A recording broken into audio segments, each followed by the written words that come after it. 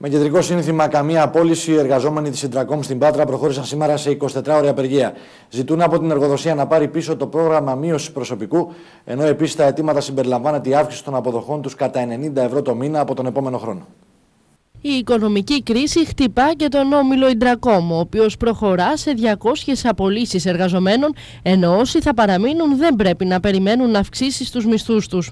Οι εργαζόμενοι του ομίλου στην Πάτρα απαντούν με κινητοποιήσεις, βγαίνοντας στο δρόμο, διαμαρτυρώμενοι για τις αποφάσεις της διοίκησης της εταιρείας. Δεν έχουν φανεί ακόμα τα αποτελέσματα, πιστεύω, της κρίσης στη χώρα μας, αλλά σίγουρα μπορεί να χρησιμοποιείται από τη διοίκηση και ως δικαιολογία για να προβεί σε αυτές τις κινήσεις που ήδη μπορεί να ήταν προγραμματισμένες. Φοβόσαστε ότι θα έρθουν απολύσεις και στην Πάτρα?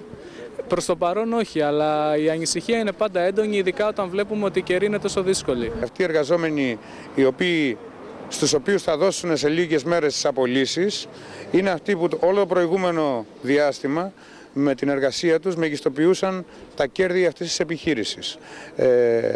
Και βλέπουμε ότι το κεφάλαιο επαγωγικά τους περνάει την ευθύνη της οικονομικής κρίσης και τους λέει ότι εσείς φταίτε γι' αυτό, εσείς χάνετε τη δουλειά σας και το μεροκάματό σας. Το πιο τραγικό, θα έλεγα, στην όλη ιστορία είναι η απάθεια μιας αδέξιας δεξιάς κυβέρνησης. Οι εργαζόμενοι της εταιρείας στις 31 Οκτωβρίου πραγματοποίησαν συνάντηση με εκπροσώπους του ομίλου, όπου και ενημερώθηκαν για τις προθέσεις τους. Οι περικοπές προσωπικού κατά την εταιρεία είναι μικρές αλλά αναγκαίες και επιβάλλονται εξαιτίας της μείωσης συγκεκριμένων δραστηριοτήτων, αλλά και για λόγους εξορθολογισμού εν ώψη της παγκόσμιας κρίσης.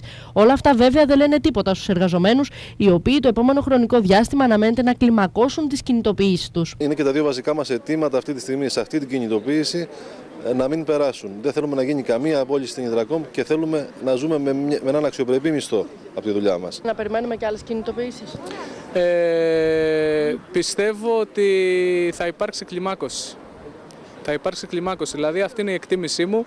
Μακάρι η διοίκηση της εταιρείας να κάνει πίσω, να το σκεφτεί καλύτερα και η ανησυχία του κόσμου να πάψει να υπάρχει, τουλάχιστον προς το παρόν, να ξεφύγουμε από αυτή τη δύσκολη κατάσταση. Οι εργαζόμενοι του ομίλου ζητούν να μην γίνει καμία απόλυση, να πάρει πίσω η εργοδοσία το πρόγραμμα μείωσης προσωπικού, καθώς και να μην κλείσει το παράρτημα της Ξάνθης. Επίσης ζητούν αύξηση των αποδοχών κατά 90 ευρώ το μήνα για όλους, στο πλευρό των εργαζομένων και τα μέλη του ΠΑΜΕ. Έχουμε πάρει απόφαση αλληλεγγύης και στήριξης της απεργίας της Ιντρακόμ. Μπροστά στην κρίση, πρώτα και κύρια, φαίνεται ξεκάθαρα τα αντιλαϊκά μέτρα το πόσο πιο δυνατά γίνονται και μέσα από τις απολύσεις που εξαγγέλνουν και μέσα από πάρα πολλά ζητήματα.